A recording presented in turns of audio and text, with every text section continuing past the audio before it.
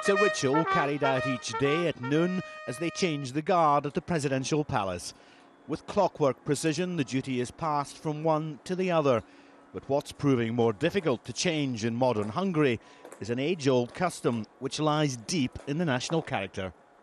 A lot of the corruption debate centres around Hungary's motorway system, which it's invested very heavily in.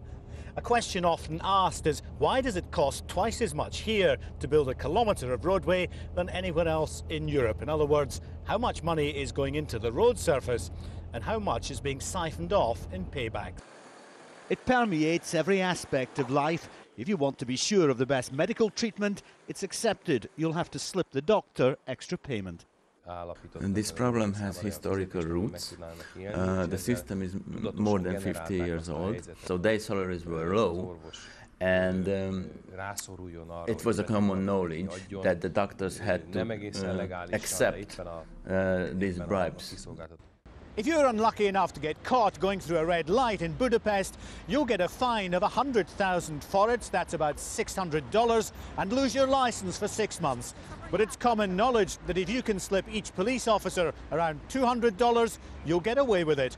And despite widespread attempts to crack down on this sort of corruption, it's still going on. The international organisation which monitors corruption says that despite efforts to improve since it joined the European Union, Hungary has actually become more corrupt in recent years. It has a cultural reason for a long time in history,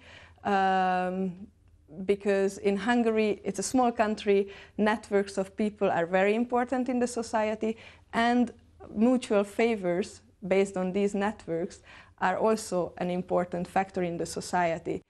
The government says it is legislating to make political party funding and the awarding of contracts more transparent. We are also preparing another measure which will copy the American whistleblower arrangements, which will incentivize people on the street to report any fraudulent or corruptive event which goes against the public interest.